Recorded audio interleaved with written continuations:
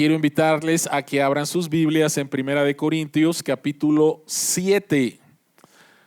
Oiga, pastor, ¿pero qué no nos dijo hace 2 domingos que habíamos terminado ya con Corintios? Sí, ya habíamos terminado con Corintios, pero si recuerdas, después de que David predicó Corintios 7, versículos del 1 al versículo 6, yo les dije que había una parte que no se había predicado. Vamos a hablar de ella en estos momentos. La razón por la cual lo hice de esa manera es porque nos estábamos acercando a la Semana Santa y quería llegar al pasaje de 1 de Corintios 15 que predicamos sobre la resurrección. Entonces, estamos otra vez en 1 de Corintios 7 y ahora sí, este es el último mensaje en esta serie sobre 1 de Corintios, capítulo 1 de Corintios, una comunidad moldeada por el Evangelio. Entonces voy a darle lectura de los versículos 1 hasta el versículo 17, pero nuestro enfoque es del versículo 6 al versículo 17 y este mensaje se llama solteros, divorciados y casados. Solteros, divorciados y casados. 1 de Corintios capítulo 7, voy a leer del versículo 1 hasta el 17, pero nuestro énfasis es de los versículos 6 al 17. Esta es la palabra de Dios. Paso ahora a los asuntos que me plantearon por escrito. Es mejor no tener relaciones sexuales, pero en vista de tanta inmoralidad, cada hombre debe tener su propia esposa y cada mujer su propio esposo. El hombre debe cumplir su deber conyugal con su esposa, igualmente la mujer con su esposo. La mujer ya no tiene derecho sobre su propio cuerpo, sino su esposo. Tampoco el hombre tiene derecho sobre su propio cuerpo, sino su esposa. No se nieguen el uno al otro, a no ser de común acuerdo y solo por un tiempo para dedicarse a la oración. No tarden en volver a unirse nuevamente, de lo contrario pueden caer en tentación de Satanás por falta de dominio propio. Ahora bien, esto lo digo como una concesión y no como una orden. En realidad preferiría que todos fueran como yo. No obstante, cada uno tiene de Dios su propio don. Este posee uno, aquel otro.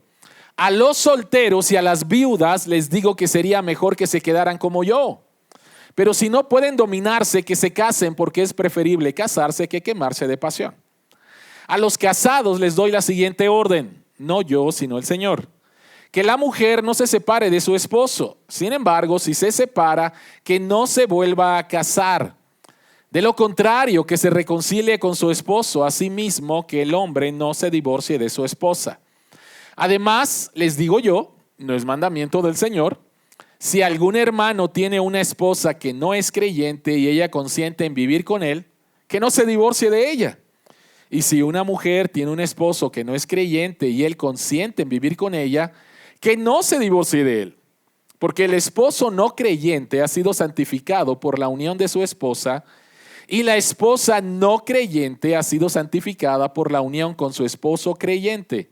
Si así no fuera, sus hijos serían impuros, mientras que de hecho son santos. Sin embargo, si el cónyuge no creyente decide separarse, no se lo impidan. En tales circunstancias, el cónyuge creyente queda sin obligación. Dios nos ha llamado a vivir en paz. ¿Cómo sabes tú, mujer, si acaso salvarás a tu esposo? ¿O cómo sabes tú, hombre, si acaso salvarás a tu esposa?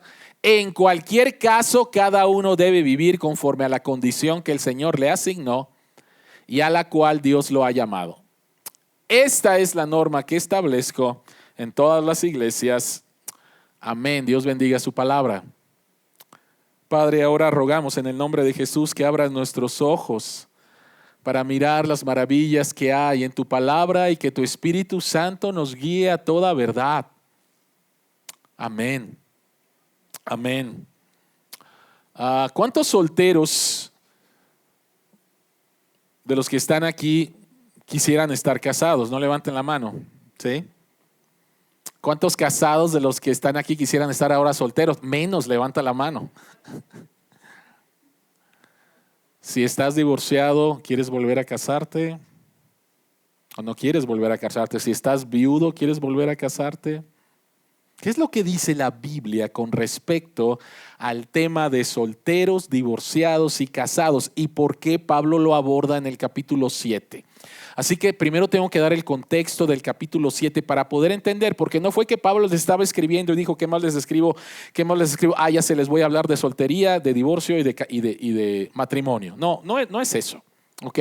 Vean por favor nuevamente, me voy a regresar al versículo 1. Y vean por favor cómo escribe Pablo. Lo que escribe Pablo dice: por ahora a los asuntos que me plantearon por escrito. La iglesia en Corinto le mandó una carta a Pablo diciendo: oye, tenemos un montón de preguntas y estas preguntas ya las contestamos del capítulo 7 hasta el capítulo 15. Pero una de las preguntas era la siguiente, y la pregunta era, o la afirmación era: es mejor no tener relaciones sexuales. O sea, le dijeron a Pablo: Pablo, creemos que ahora que conocemos a Dios, lo mejor que podría pasarnos es no tener relaciones sexuales. Un grupo en la iglesia en Corinto creía que iban a ser más espirituales si no tenían relaciones sexuales. ¿Por qué? Otra vez, recordemos todo el trasfondo. Recordemos otra vez la filosofía, la verdad en las cuales ellos crecieron, en la cual el cuerpo era algo malo y lo importante era el alma. El cuerpo era la prisión del alma. Entonces, con esta influencia y pensando otra vez en esta dicotomía entre cuerpo y alma, la cual la Biblia no la enseña, el cuerpo es algo bueno, ¿sí? Y Dios nos creó como una unidad, pero ellos en esta cultura donde veían esta dicotomía, esta separación, este divorcio entre cuerpo y alma, ellos empezaron a creer que para llegar a ser más espiritual, para realmente ser un discípulo de Jesús, para continuar, lo mejor que podría pasarte era no tener relaciones sexuales. Y entonces Pablo los corrige, y de eso predicó David cuando predicó sobre este pasaje los primeros 6 versículos, ¿sí? Y Pablo les dice un rotundo no, porque las enseñanzas de las Escrituras, toda la Biblia, desde Génesis hasta Apocalipsis, es que el sexo fue creado por un Dios bueno, por lo tanto el sexo es bueno para disfrutarse en el contexto del matrimonio entre un hombre y una mujer. Esa es la enseñanza bíblica. El sexo es algo bueno, diseñado por un Dios bueno, con el propósito de ilustrar la relación de Dios con su pueblo. Si no lo sabes, la Biblia presenta a un Dios casado, a un Dios que tiene una relación de pacto con su pueblo, y la mejor ilustración de eso es el matrimonio. Y entonces Dios crea las relaciones sexuales y el gozo dentro de las relaciones sexuales para que apunten al gozo que encontramos en una relación con Dios. Entonces, la Biblia enseña otra vez que las relaciones sexuales es algo bueno en el contexto del cual Dios lo diseñó para que lo disfrutamos en un matrimonio entre un hombre y una mujer. Y de hecho, si recuerdas, Pablo les dice en estos versículos: por favor, no se nieguen, sino adelante, ¿sí? Entonces, la visión cristiana con respecto a la sexualidad es algo muy bueno, ¿ok? Ahora, en este contexto es que Pablo entonces va a hablar acerca de solteros, divorciados y casados. Y por favor, no pierdas de vista la mentira que ellos creían con respecto a que no tener relaciones sexuales te hacían más espiritual. Y entonces, con respecto a eso, es que él va a hablar de estos temas: solteros, divorciados y casados. Somos un país, de acuerdo al INEGI 2020, en el cual el 34% de la población en México, en nuestro país, y el 38% de la población en la Ciudad de México son solteros. 38% en la Ciudad de México. Así que el tema de la soltería es un tema importante, ¿Sí? Es un tema importante. Y hablando acerca de matrimonio y divorcio, en la Ciudad de México, de acuerdo a los datos del INEGI del 2020, de cada 100 matrimonios en la en nuestro país, de cada 100 matrimonios, 30 se divorcian. ¿Sí? De cada 100 matrimonios, 30 se divorcian. Entonces, ¿qué es lo que tiene que decir la Escritura en este contexto? En la idea equivocada del sexo y que si no tienes sexo eres más espiritual. ¿Qué es lo que tiene que decir la Escritura? ¿Qué es lo que dice Pablo? Vamos a hablar acerca de solteros y el don de Dios, número 1. Número 2, vamos a hablar acerca del divorcio y la palabra de Dios. Y vamos a hablar de, número 3, del matrimonio y el evangelio de Dios. Cómo el evangelio cambia nuestra comprensión de la soltería, el divorcio y el matrimonio. Solteros y el don de Dios, el divorcio y la palabra de Dios, el matrimonio y el evangelio de Dios. Así que vayamos al punto número 1, la soltería y el don de Dios. La soltería y el don de Dios. El punto de vista del mundo con respecto a alguien soltero, alguien nuevamente donde ya saliste de casa, es un punto de vista, estoy hablando de manera general, es un punto de vista donde otra vez la vida se trata solamente de ti y puedes expresar tu sexualidad de cualquier manera. No tienes por qué inhibirte de nada, absolutamente de nada. Entonces, cuando Pablo empieza a hablar acerca de los solteros, y la ética cristiana está hablando de ser soltero y al mismo tiempo ser célibe. O sea, otra vez honrar a Dios a través de mi sexualidad, y si no estoy casado, entonces tener relaciones sexuales es en contra del diseño de Dios. Y para el mundo eso es una locura. O sea, ¿cómo es posible que Dios te haya creado con deseos sexuales y tengas que reprimirte? La idea del mundo es nuevamente, ¿tienes deseos sexuales? Pues satisfácelos y satisfácelos como se te pegue tu gana, ¿sí? No hay ningún problema. El pecado más grande el día de hoy en nuestra sociedad secular, número 1, es que alguien te diga estás mal en algo, y número 2, que repriman tus deseos. Esos son los 2 pecados más grandes en una sociedad secular como el día de hoy. ¿Cómo te atreves a decirle a alguien que está mal? Pecado. Número 2, ¿cómo te atreves a no satisfacer tus deseos? Pecado en el mundo secular. Pero la iglesia no ayuda tampoco a los solteros. Muchas veces la iglesia no ayuda a los solteros porque los hace sentir dentro de la iglesia como ciudadanos de segunda categoría, ¿no? Hay actividades para los matrimonios, hay actividades para los niños, y muchas veces no hay actividades para los solteros. Gracias a Dios que aquí en Cordero de Dios tenemos actividades para los solteros. Pero en muchas iglesias se ve otra vez que la meta es el matrimonio. Y si no estás casado, entonces como que estás incompleto, como que eres ciudadano de segunda categoría en la iglesia. De hecho, alguien dentro de la iglesia, en esta semana yo le estaba leyendo a un amigo, ya no vive aquí en la Ciudad de México, pero él decía, ¿saben qué? Ya párenle, por favor, soy soltero y estoy contento con mi soltería, déjenme de estar preguntándome, te voy a presentar a alguien, ¿sí? O sea, dice ya, por favor, o sea, ya no me pregunten. También estaba leyendo de alguien que dijo que se cansó tanto de que le preguntaran, ¿todavía estás soltero? Que él empezó a decirles, ¿todavía estás casado? ¿Sí? O sea, se cansó de que estuvieran diciéndole y diciéndole dentro de la iglesia. Entonces, por un lado, el ser soltero, cristiano, en un mundo que no ama a Dios, qué difíciles, qué difíciles. Y después a veces la iglesia no ayuda mucho con esto. Por lo tanto, ¿qué es lo que está diciendo Pablo? ¿Qué es lo que dice la palabra de Dios con respecto a la soltería? Número 1, y déjenme decirle antes de decir esto, que en el contexto de la cultura greco-romana, el ser soltero no era bien visto. ¿Ok?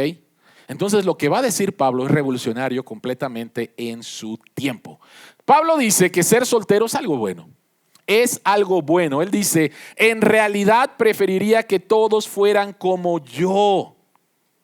Y versículo 8, a los solteros y a las viudas les digo que sería mejor que se quedaran como yo. Entonces, a ver, Pablo, Pablo, tú eres soltero y nos estás diciendo a la iglesia, a los solteros, que nos quedemos como tú, ¿sí?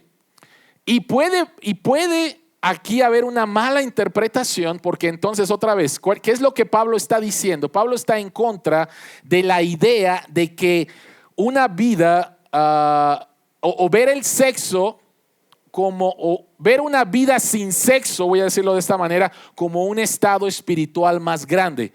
Entonces, cuando Pablo dice que quiere que todos sean solteros y él está implicando una vida de celibato, ¿sí? Entonces pareciera que Pablo le está diciendo, excelente, eso está muy bien, pero no es lo que Pablo está diciendo. Había personas en Corinto que pensaban que la soltería célibe no era simplemente una posibilidad para un futuro cristiano, sino que en realidad debería de ser normativo para todos. O sea, todos, solteros, casados, divorciados, vive una vida célibe, ¿sí? No a las relaciones sexuales. Pablo dice, no, eso no está bien. En su búsqueda de seguir a Jesús, eso debería de ser la norma, no sexo. ¿Por qué? Porque para ellos el sexo, en cualquier circunstancia, era intrínsecamente impuro, perverso, y por lo tanto vivir una vida santa debería de significar vivir una vida libre de pasiones corporales y apetitos sexuales. O sea, y Pablo dice, no va por ahí. Lo que estoy diciendo acerca de que me gustaría que fueran como yo es completamente otra cosa. ¿De qué cosa está hablando Pablo? Pablo dice, en primer lugar, que lo que está diciendo es una concesión, no es una regla. Pablo no les está diciendo, quiero que todos sean solteros para que así seas más espiritual y puedas caminar con Jesús sin ningún problema. No está diciendo eso Pablo. Pablo está diciendo otra vez, lo que les voy a decir acerca de la soltería es simplemente una concesión. La soltería no es obligatoria. La iglesia no puede obligar a las conciencias ni obligar al celibato a nadie. Y ejemplos tristemente tenemos la iglesia romana al exigirles a los sacerdotes que sean célibes. Y sabemos de muchas historias muy tristes, porque nuevamente ese no es un requisito de acuerdo a las escrituras, mas sin embargo la iglesia romana cree que es un requisito de las escrituras. Para los sacerdotes no lo es, no lo encontramos, ¿ok? Entonces no va por ahí. Pablo está diciendo que esta es una concesión. ¿Por qué? ¿Qué tiene de bueno, por un lado, el ser soltero? A ver, ¿qué es lo que dice Pablo? Pablo está diciendo que la soltería es un llamado bueno y noble. Y lo primero que Pablo está diciendo entonces es que pone el estado de soltería como algo digno, ¿no? De acuerdo a cómo lo veían en su cultura, no como una persona incompleta, no que te falta algo, no. Pablo dice que si estás en ese estado es algo bueno y es algo digno. Y Pablo dice que desearía que todos pudieran ser como él es, y vivir una vida de soltero libre de cargas y preocupaciones que a veces conlleva el matrimonio. Y lo dice en los versículos 28, 7 a 28 dice, pero si te casas, no pecas. Por si alguien pensaba eso, ¿ok? Pero si te casas, no pecas. Y si una joven se casa, tampoco comete pecado. Sin embargo, los que se casan tendrán que pasar por muchos aprietos y yo quiero evitárselos. Úchale. O sea, Pablo tenía una mala perspectiva del matrimonio en ninguna manera. ¿Ok? Pablo escribe Romanos capítulo 5, versículos 22 hasta el 31, donde nos habla acerca del matrimonio. ¿Ok? Entonces no va por ahí. ¿Por qué dice Pablo que los que se casan tendrán que pasar por muchos aprietos y yo quiero evitárselos? ¿Por qué? Porque es la realidad. Es la realidad. O sea, Dios crea el matrimonio como algo bueno para reflejar la relación entre Dios y su pueblo. Pero la triste realidad es cuando entró el pecado, hace que el matrimonio sea difícil en ciertas circunstancias. Por ejemplo, algunas. Número 1, de soltero solamente te tienes que preocupar por ti mismo. Pero cuando estás casado no es simplemente mi tiempo, mis gustos, mi comida, mi casa. No, señor.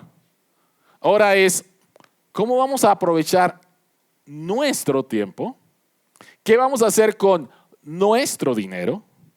¿Dónde vamos a tener nuestra casa? ¿Dónde vamos a vivir? O sea, ya tienes que pedirle la opinión a otra persona. Y esa persona a veces no opina como tú. ¿Ok? Entonces, nuevamente, cuando está hablando acerca de las aprietos, está hablando acerca de la vida real en un mundo caído, viviendo en el matrimonio y después de los hijos. Es una bendición tener hijos. Y es difícil tener hijos. ¿Sí? Entonces, Pablo está diciendo, a ver, si te quedas soltero, te voy a hablar acerca de las ventajas. ¿Sí? Te voy a hablar acerca de las ventajas de la soltería con respecto a los problemas que pudiera haber en el matrimonio. ¿Me estoy dando a entender? No está diciendo Pablo que el matrimonio no, ni te metas ahí porque te vas a meter en unas broncas. No. Otra vez, es algo bueno, pero la realidad es que es difícil. Vivir en un mundo caído, un pecador que se casa con una pecadora en santo matrimonio. Qué increíble, ¿no? Un pecador con una pecadora se van a casar en santo matrimonio. Y van a disfrutar de muchas cosas y va a haber dificultades porque son dos pecadores en un proceso de santidad. Entonces Pablo está diciendo esto y déjenme decirles algo. Hay evidencia circunstancial de que Pablo fue casado. Dos cosas. Número uno, Pablo pertenecía a la secta más estricta del judaísmo, era fariseo y era normativo que un fariseo estuviera casado. Número dos, Pablo perteneció al Sanedrín. El Sanedrín era la junta de gobierno del pueblo de Israel. Era la junta de gobierno y ahí era requisito estar casado. Pero vemos aquí entonces a Pablo soltero. Es probable que Pablo quedó viudo o es probable que en su conversión su esposa dijo, ahí te ves. ¿Sí? Y entonces lo que Pablo va a decir más adelante, Pablo no lo está escribiendo como alguien que odiara a las mujeres o que simplemente se le ocurrió esto. No, Pablo posiblemente está hablando de su propia experiencia, de haber vivido con alguien, amarla y que se te muriera. O haber vivido con alguien y por tu conversión que esa persona te repudiara. Entonces Pablo no está escribiendo simplemente se le ocurrió. Muy posiblemente Pablo estuvo casado y está hablando acerca de su experiencia con base a la palabra de Dios. Entonces, el soltero, dice Pablo en los versículos 32 al 34, hablando acerca de las ventajas, él dice, el soltero se preocupa por los asuntos del Señor, de cómo agradar al Señor, pero el casado se preocupa de las cosas de este mundo, de cómo agradar a su mujer y sus intereses están divididos. Entonces Pablo dice, déjame decirte una de las ventajas, ¿sí? El estar casado nuevamente es algo bueno y que agrada a Dios, pero tus intereses van a estar divididos. Tus intereses van a estar divididos. O sea, otra vez, debemos de amar a Dios en primer lugar en el matrimonio, pero tengo responsabilidades para con mi esposa y con mis hijos. Pero un soltero, y este es el punto de Pablo, un soltero solamente puede ser de grande bendición para la iglesia porque su prioridad su prioridad es Dios, como la de un casado también, pero no tiene otras obligaciones, no tiene que estarse preocupando por otras personas más que solamente por Dios. Esta es la ventaja. Por lo tanto, en su soltería, Pablo encontró libertad para vivir para Cristo y seguirlo a donde quiera que Él lo llevara. Esto es lo que Pablo está diciendo. Así que el permanecer soltero, dice Pablo más adelante, es un don. En el versículo 7 él dice, en realidad preferiría que todos fueran como yo, no obstante cada uno tiene su propio don. O sea, no es para todos. O alguien quiere tener aquí este don, lo anhela y lo está orando todas las noches, ¿no? Pablo dice que es un don. Y recordemos que la raíz de la palabra don es la misma raíz de la palabra gracia. Cuando Pablo habla de la soltería como un don, él no está hablando de una habilidad en particular a algunas personas que tienen que estar contentas solas. Más bien, él está hablando del estado de la soltería mientras lo tengas, velo como un regalo de parte de Dios. Lo mismo que en el matrimonio, ¿sí? Mientras estés casado, sigue viendo tu matrimonio, por más difícil que sea, como un regalo de parte de Dios. Y mientras tú permaneces en el estado de soltería, velo como un regalo de parte de Dios. La Biblia enseña que la soltería puede ser un don de la gracia y los recursos de la gracia están disponibles para ti, para guardarte, sostenerte y satisfacerte en medio de ella mientras te aferras a Jesucristo. El problema es el siguiente. El problema es cuando, influenciados por la cultura secular de nuestro tiempo, no cristiana, podemos ver a la soltería como nuestro medio de salvación. Llevamos a la soltería como, lo ponemos en un rango de idolatría, donde creemos que el estado de soltería nos va a dar el significado, el propósito y el valor para nuestras vidas, y eso es una equivocación. Pero cuando tienes el concepto bíblico, entonces tienes que verlo como un don de Dios y que Dios te va a dar la gracia mientras estés en ese estado para las luchas que conlleva el estar soltero. Por lo tanto, no todos están llamados a la soltería. Vean lo que dice Pablo en el versículo 9. Dice, pero si no pueden dominarse, que se casen, porque es preferible casarse que quemarse de pasión. Ok, el que tú tengas deseos sexuales, Pablo dice, es correcto y es bueno. Pero si estos deseos sexuales te están dominando, quiero invitarte entonces, Pablo dice, es que mejor te cases. Me gusta mucho esta frase del pastor Van Roberts. Dice, es por lo tanto probable que los solteros luchen con la soledad y la tentación sexual. Esas luchas ciertamente no son exclusivas de los solteros, y aquí quiero parar. Si tú eres soltero y tienes luchas con tu sexualidad o estás batallando en inmoralidad sexual, pornografía, etcétera, y piensas que la solución es casarte, déjame decirte que es una mentira, no es cierto.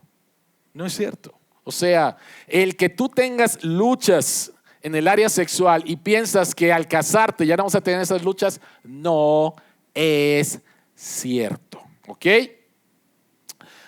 Pero son una parte muy importante de su condición individual. Algunos buscarán eliminarlas casándose, pero si solamente este es el punto, estás equivocado.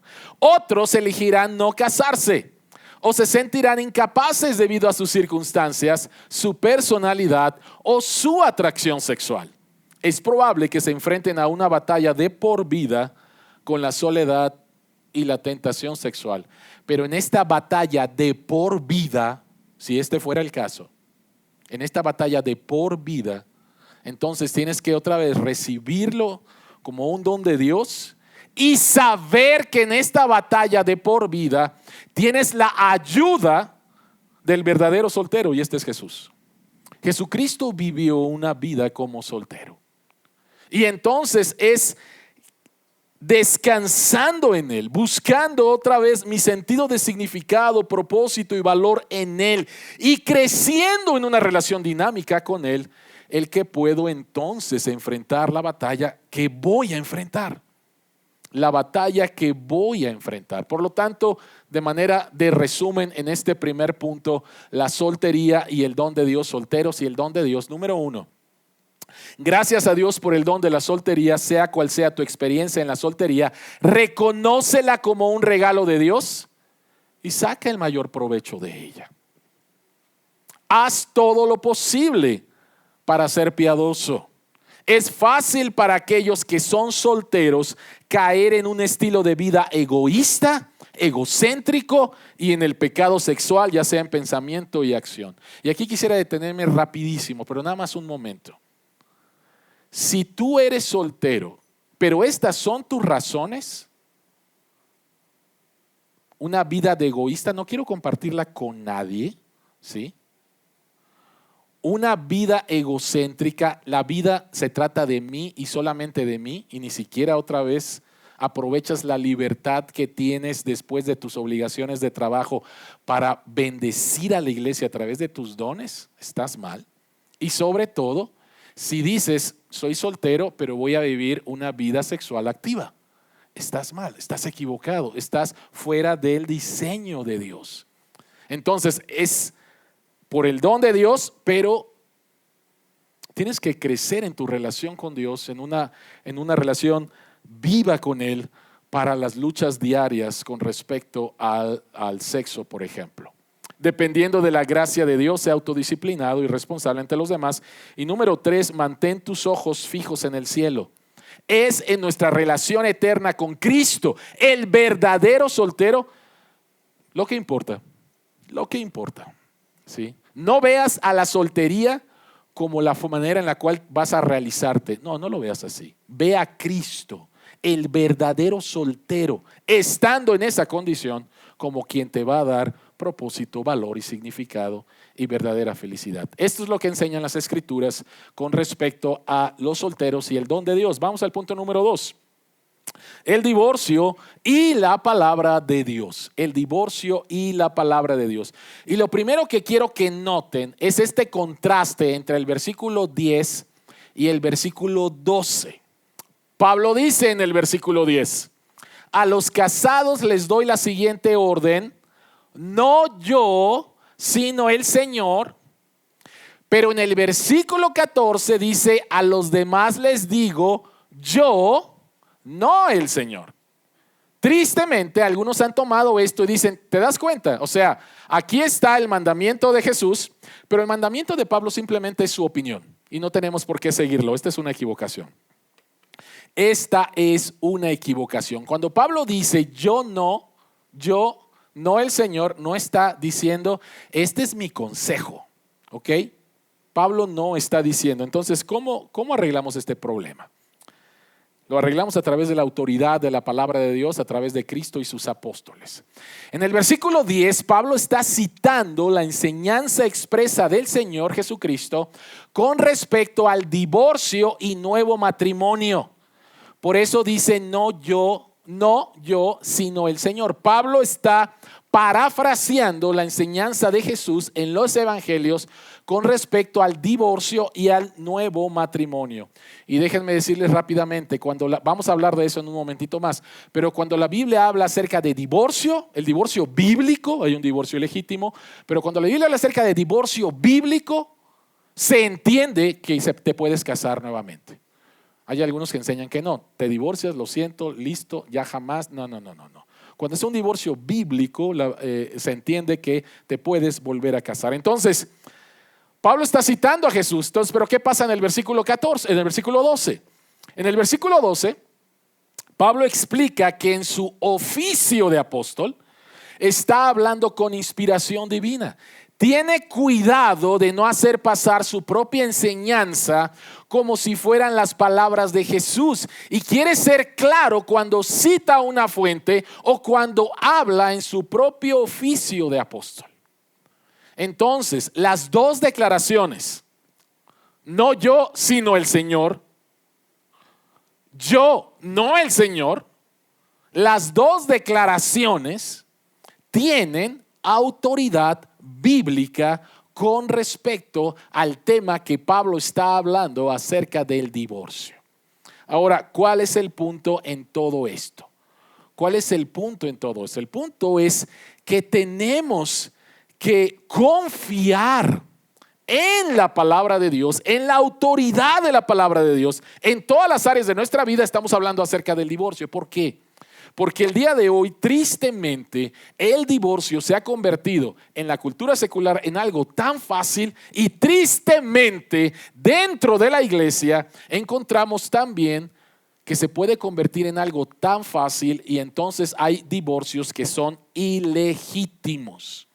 Hay divorcios que son ilegítimos. Vamos a hablar ahorita en un momento más acerca de un divorcio bíblico. Pero si tú te divorcias de manera ilegítima, es porque la palabra de Dios, la autoridad de la palabra de Dios te está diciendo, no va por ahí.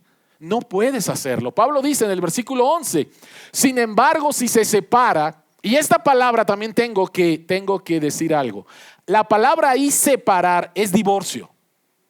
La Biblia no contempla el hecho de que me separo de mi esposa, no nos divorciamos y llevamos 1 año, 5 años, 20 años separados pero no divorciados, porque el divorcio ofende a Dios. Pero están 20 años separados, ¿no? O sea, cuando la Biblia aquí habla sepárese, está hablando de divorcio, no está hablando simplemente de que tú te vas por acá, yo me voy por acá, pero no nos divorciamos, ¿sí? Eso no enseña la Biblia, ¿ok? Separa es divorcio. Si se separa, o sea, no de manera bíblica, que no se vuelva a casar. De lo contrario, que se reconcilie con su esposo. Asimismo, que el hombre no se divorcie de su esposa. ¿Qué es lo que está pasando otra vez? Regresamos al asunto del sexo. Habían elevado una vida célibe a tal grado como lo máximo, de esta manera vas a ser espiritual, que entonces si no puedes ser célibe en tu matrimonio, es mejor no tener, ¿qué dice el versículo 1? Es mejor no tener relaciones sexuales. Pero si no puedes ser célibe en tu vida, en tu matrimonio, es la idea equivocada, entonces divórciate. Y Pablo dice no. Pablo dice no va por ahí. O sea, la enseñanza es completamente equivocada. Y trae la autoridad de la palabra de Dios y trae su propia autoridad apostólica. Si te divorcias ilegítimamente, no debes volverte a casar, debes permanecer soltero o reconciliarte. La idea moderna del divorcio sin culpa o de las diferencias irreconciliables no existe en la visión teológica del matrimonio en la Biblia, no existe. Entonces hay personas en la iglesia que se han divorciado, pero de manera ilegítima y sobre todo siguiendo la corriente de este mundo. ¿De qué estamos hablando en todo el libro de 1 Corintios? De la influencia del mundo moldeando la vida de la iglesia, en lugar de que el evangelio moldee la vida de la iglesia. Y entonces esta idea de que diferencias irreconciliables, descubrimos que nos casamos muy rápido, bla, bla, bla, bla, bla. Pablo dice, no va por ahí. O sea, si te divorciaste de esta manera, tu divorcio es ilegítimo. Y por lo tanto dice, o te reconcilias o ya no te casas. Ahora, este tema es difícil. Y cuando hablamos de temas difíciles en las Escrituras y sobre todo hablando acerca de matrimonio y divorcio, hay 2 palabras que tenemos que traer constantemente. Y una es la palabra perdón. Una es la palabra perdón. Si en tu caso, esta es una realidad, hay un divorcio no bíblico, la Biblia dice que hay perdón para ti. La Biblia dice que hay perdón para ti. Y lo segundo es que la Biblia dice que hay gracia también para ti. O para que arregles las cosas, o para que permanezcas entonces en un estado de soltería que agrade a Dios. Entonces tenemos que traer estas cosas. No podemos simplemente así es, punto y se acabó. Ya. No. Tenemos que traer el tema de el perdón. Tú puedes venir delante de Dios y decir, Señor, tomé una decisión equivocada, tomé una decisión apresurada, o Señor, lastimé a mi cónyuge y lo hice, Padre, perdón. Y hay perdón, porque Cristo pagó por eso. Y hay gracia de parte de Dios para sostenerte en esto. Vamos al punto número 3. Hablamos acerca de soltero y el don de Dios, el divorcio y la autoridad de la palabra de Dios. Pero hablemos del punto número 3, el matrimonio y el evangelio de Dios. ¿Cuál es el problema? El problema es que algunos corintios decían, no conocer a Jesús es motivo suficiente para el divorcio. El incrédulo es seguramente un contaminante en la vida cristiana, Si estás casado con un incrédulo, debes salir de ese matrimonio si verdaderamente quieres ser santo. Ese es el problema. Había personas que no eran cristianas, alguien les predicó el evangelio, solamente uno se convirtió y entonces, a ver, eso no está bien. No está bien que estés casado con un inconverso. Entonces, si tú quieres seguir a Jesús, ser más espiritual, divórciate, porque el pagano está contaminando tu matrimonio. Equivocado, completamente equivocado. ¿Cuál es la respuesta de Pablo? Pablo dice en el versículo 12, a los demás les digo yo, no es mandamiento del Señor, o sea, no lo dijo Cristo en los evangelios, pero yo con autoridad apostólica se los digo. Si algún hermano tiene una esposa que no es creyente y ella consiente en vivir con él, ¿qué dice Pablo? No te divorcies, no te divorcies. Si la mujer tiene un esposo que no es creyente y él consiente en vivir con ella, que no te divorcies. Ahora, ¿por qué? ¿Cuál es la lógica de esto? ¿Por qué Pablo dice esto? Vean lo que dice en el versículo 14. Porque el esposo no creyente ha sido santificado por la unión con su esposa, y la esposa no creyente ha sido santificada por la unión con un esposo creyente. Si así no fuera, sus hijos serían impuros, mientras que de hecho son santos. A ver, ¿de qué se trata? Esto es una verdad increíble. Piensas que en este matrimonio en que hay un creyente y un no creyente, el no creyente hace que tu matrimonio sea impuro. ¿Sabes qué es lo contrario? Es lo contrario. Es completamente lo contrario. Tú estás trayendo un estatus, tú creyente, hombre o mujer, estás trayendo un estatus a tu cónyuge no creyente increíble. Dios ve a tu esposo no creyente como santo. Ahora, ¿qué significa eso? Pablo nos da, otra vez, Pablo lo vuelve a explicar con respecto a los hijos. Y utiliza la palabra impuros. Vean ahí, si así no fuera, sus hijos serían impuros. Pablo está trayendo una palabra que tenemos que entender del Antiguo Testamento. Israel es el pueblo de Dios, la congregación de Dios. Nadie se podía presentar delante de Dios impuro. No podías presentarse delante de Dios impuro, y había leyes con respecto a eso. Entonces, lo que Dios está diciendo es que por ser tú creyente, tus hijos delante de Dios y por lo tanto tu esposo delante de Dios tienen un estado en el cual Dios los ve no como impuros, sino pertenecientes al pueblo del pacto. La palabra santo significa apartado. Y entonces Dios ve al cónyuge no creyente como apartado para mí. Lo voy a tratar de una manera diferente. Y Dios ve a los hijos de los creyentes, en este caso un creyente y un no creyente, como también suyos. Y sabes, esto es una grande bendición, el saber que los hijos de los creyentes son hijos del pacto. Dios siempre ha visto a los hijos de los creyentes como parte del pacto, no fuera del pacto. Dios los ve como santos, no como impuros. Y esta es una grande bendición y es una de las razones por las cuales la iglesia presbiteriana bautizamos hijos. No como la iglesia romana, pero creemos nuevamente que debemos de ponerle la señal del pacto a los que Dios dice que son suyos.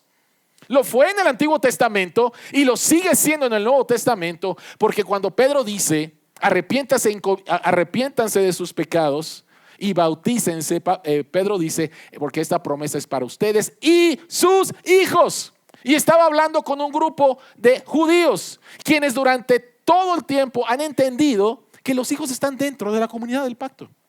Esa es una de las razones por las cuales lo hacemos. Pero quiero regresar otra vez al tema. Pablo dice, no te divorcies, porque si él quiere vivir contigo, no te divorcies. Porque a través de ti le has dado un estatus especial a tu esposo, a tu esposa. Dios lo ve como apartado para Él, santo. Esto no significa que sea salvo, ¿ok? De hecho, Pablo va a decir más adelante una consecuencia o una verdad si esta persona no se convierte, ¿sí? Entonces, no significa en ninguna manera que esta persona es salva, ni que los hijos son salvos. Por favor, no va por ahí. Significa que delante de Dios, la familia forma parte del pacto de Dios. Y Dios los ve diferentes de las familias que no están en el pacto. Dios ve a los hijos de los creyentes diferentes de los niños que son hijos de los no creyentes. Entonces, esta es la razón. Hay una santidad que se extiende al matrimonio porque uno de los cónyuges se ha convertido. Ahora, ¿qué pasa cuando el no creyente dice, me molesta que te hayas convertido y no quiero vivir contigo? ¿Qué es lo que pasa? Bueno, versículo 15, Pablo dice, sin embargo, si el cónyuge no creyente decide separarse, o sea, divorciarse, no se lo impidan. En tales circunstancias, el cónyuge creyente queda sin obligación. Dios nos ha llamado a vivir en paz. En otras palabras, dijimos que hay un divorcio ilegítimo. ¿Cuál es el divorcio sin pecado? La Biblia nos habla acerca de dos causales. Hay dos circunstancias en las que el divorcio está permitido, no mandado. Hay una grande diferencia. Está permitido, no es divórciate, no. Está permitido. Número 1, es la inmoralidad sexual. Jesús enseña eso muy claramente en Mateo 19:9. Cuando la Biblia habla acerca de fornicación, la palabra en griego es la palabra porneia, de donde viene nuestra palabra pornografía, y entonces es inmoralidad sexual que incluye un montón de cosas. Entonces, la primera causal, si pudieras divorciarte, tiene que ver con que uno de los dos ha caído en inmoralidad sexual, no hay arrepentimiento, ¿sí? Y pudieras divorciarte, ¿ok? Pudieras divorciarte. Entonces, la número 1 tiene que ver con inmoralidad sexual. Y la número 2 es la que Pablo está diciendo aquí en 1 Corintios 7, que tiene que ver con el abandono de un creyente por parte de su cónyuge incrédulo. El abandono. No quiero estar contigo. No me gustó que te hayas convertido. Me quiero divorciar de ti. Punto y se acabó. Y Pablo dice, pues si eso es lo que quiere el no creyente, tristemente, que así sea. O sea, no puedes hacer algo más. Bajo esas circunstancias, Dios nos enseña que puede que el divorcio sea menos destructivo que tratar de continuar unidos. Ahora, por favor, dentro de estas dos causales hay muchas cosas que pudiéramos hablar. Y si alguien quiere hablar con respecto a qué es lo que hay dentro de estas dos causales, la inmoralidad sexual y el abandono, lo pudiéramos hacer. ¿Ok? Pudiéramos hablar con toda libertad. Pero ¿sabes qué? Hay esperanza. Hay esperanza. Pablo les dice, no se divorcien. O sea, por favor, no estén escuchando a esas personas que dicen que porque estás en un matrimonio con uno creyente, tu matrimonio es impuro. Por favor, no va por ahí. Pablo les dice, ¿cómo sabes tú, mujer, si acaso salvarás a tu esposa, a tu esposo? ¿Cómo sabes tú, hombre, si acaso salvarás a tu esposa? En otras palabras, no te divorcies tan fácilmente. No te divorcies porque simplemente parece más fácil de esa manera. No lo hagas. No lo hagas simplemente así, facilito. ¿Y saben qué otra cosa? Sin la intervención de la iglesia. Esta es una cosa bien importante. Tristemente hay personas que se han divorciado y dijeron, yo no quiero involucrar a la iglesia y que la iglesia no se meta en mi vida porque me quiero divorciar, porque no soy feliz y quiero ser feliz y que la iglesia no se meta. Esa no es la manera de Dios. Formas parte de una familia y queremos ayudarte. Dos cosas. Ayudarte a salvar tu matrimonio, que haya una reconciliación, o queremos ayudarte, si fuera el caso, a que te divorcies bien. ¿Me escucharon? Como iglesia. Queremos ayudarte, por un lado, a que luches por tu matrimonio en las circunstancias difíciles, pero si no se puede, queremos ayudarte, si están las causales bíblicas, a que te divorcies bien. Y que la gente lo sepa. Y que la parte inocente sea declarada en la iglesia. Esta persona se divorció bíblicamente. Y si esta persona se quiere casar de nuevo, lo puede hacer, no está pecando. ¿Sí? Hay esperanza. Hay esperanza. Entonces, no es simplemente diferencias irreconciliables. Ahí nos vemos, ahí te ves, nos vemos. Quiero ser feliz, no me importa lo que diga la iglesia, no me importa lo que diga Dios. No va por ahí. Te va a causar todavía más dolor. Te va a causar todavía más dolor. Jared Wilson dice: el diseño original del matrimonio está destinado a la permanencia de este lado de la eternidad, por lo que incluso el divorcio permisible no siempre es sabio o necesario. A veces sí. A veces sí. Pero no siempre.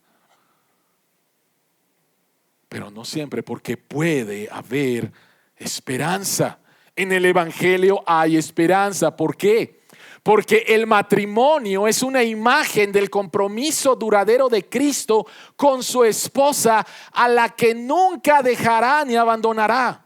¿Sabes quién entiende perfectamente la infidelidad y a quién le han puesto los cuernos a cada rato? A Dios.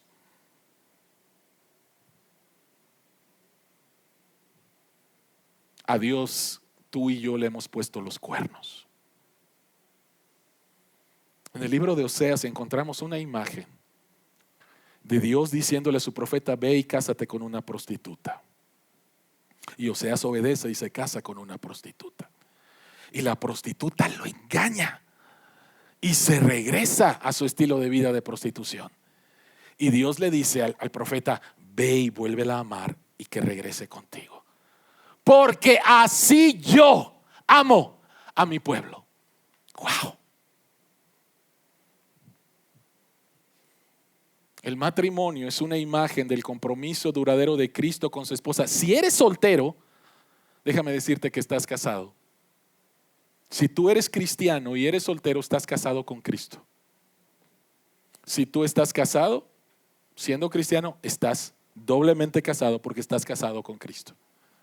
Y tú y yo le hemos puesto los cuernos a Cristo cuando amamos algo más que Él. Cuando nuestro corazón otra vez es engañado y vamos y creemos que en este mundo podemos encontrar lo único que nos puede dar nuestro verdadero Salvador y amante, quien fue a la cruz a morir por nuestros pecados. Y Él dice: no te voy a abandonar, mi compromiso contigo es duradero y lo sellé con la sangre en la cruz. Si estás casado, si eres soltero, estás casado con Cristo. Si estás casado con Cristo.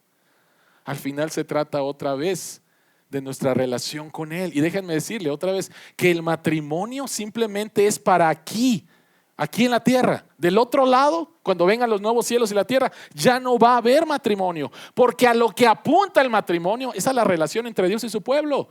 Y en los nuevos cielos y en la nueva tierra vamos a tener esta relación sin pecado. Y el matrimonio ya no va a ser necesario.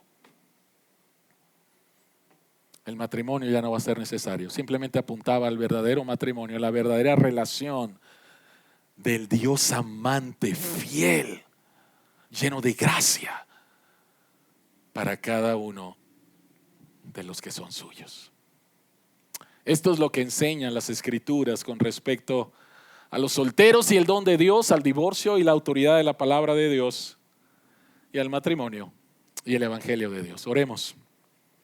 Señor, que estás en los cielos, al vivir, Señor, en este mundo caído y en una cultura secular que no te ama,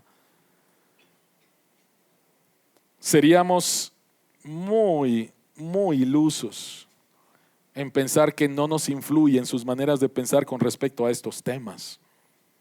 Tristemente, Señor, hay solteros cristianos que están viviendo sus vidas, Señor, desde una perspectiva completamente secular. Y rogamos, Señor, que puedan tener la perspectiva bíblica de que ellos están casados contigo, de que son personas completas y de que tú les das ventajas para servirte a ti en la iglesia. Señor, hay personas que se han divorciado de una manera que no es bíblica.